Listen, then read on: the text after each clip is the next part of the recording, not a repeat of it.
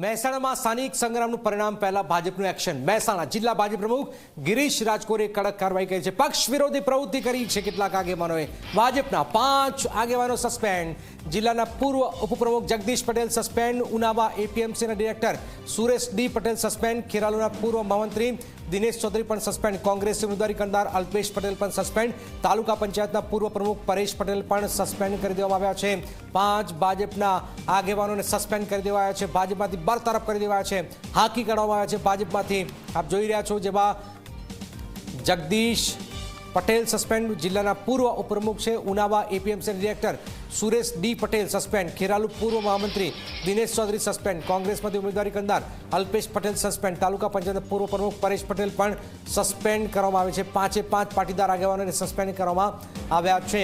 મહેસાણામાં ભાજપના 5 આગેવાનો સસ્પેન્ડ કરી દેવાયા છે। ચૂંટણી રાહ જોવાતી હતી, રાહ પૂરી થઈ। ચૂંટણી પછી હાલમાં જેને પક્ષ વિરોધી કામગીરી કરી છે એ તમામ 5 કાર્યકરોને સસ્પેન્ડ કરી દેવામાં આવ્યા છે।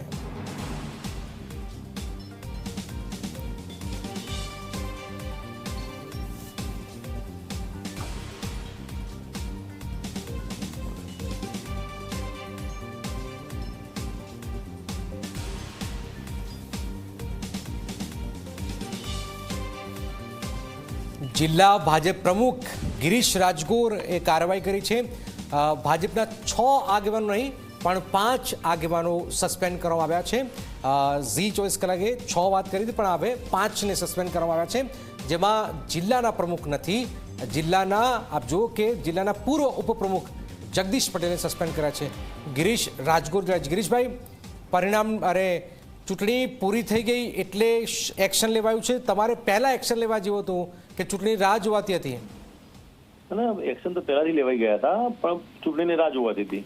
એમને સુધારવા માટે વારંવાર કહ્યું કે તમે ભાઈ પક્ષ વિરોધી પ્રવૃત્તિ કરશો નહીં, અને તમારા બધા જ પુરાવા મળી ગયા છે।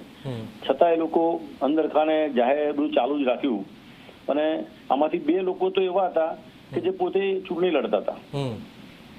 એક કોંગ્રેસમાંથી એક ઉમેદવાર ચૂંટણી લડતા હતા એટલે એમને સસ્પેન્ડ કર્યા છે। એક પોતે પોતાના પુત્રવધુને ચૂંટણી લડાવતા હતા એટલે સસ્પેન્ડ કર્યા છે।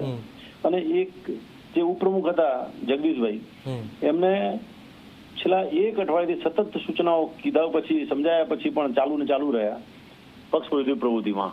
અને ગઈકાલે રાત્રે ખેરવા ગામમાં હુમલો થયો, એમાં પણ એ સંડોવાયેલા હતા। ભારતીય જનતા પાર્ટીના કાર્યકર્તાના ઘરે હુમલો થયો। આમાં એવું થાય છે કે હારી જાય અથવા ચૂંટણી પૂરી થાય માફી માંગી લે તો પાછા તમે એને સ્વીકારી લેશો, આવું થશે કે પછી કડક વલણ અપનાવશો? એમ ના, કડક જ વલણ અપનાવવાનું છે। કોઈ પણ એમ માફી માંગી લે તો અમને સ્વીકારશો નહીં આપ?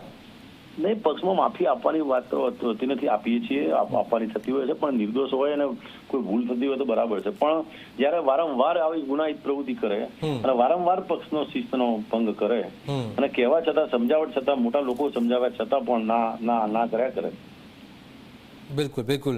તો આપ જોઈ રહ્યા છો કે ભાજપે 5 આગેવાનોને સસ્પેન્ડ કર્યા છે મહેસાણાની અંદર।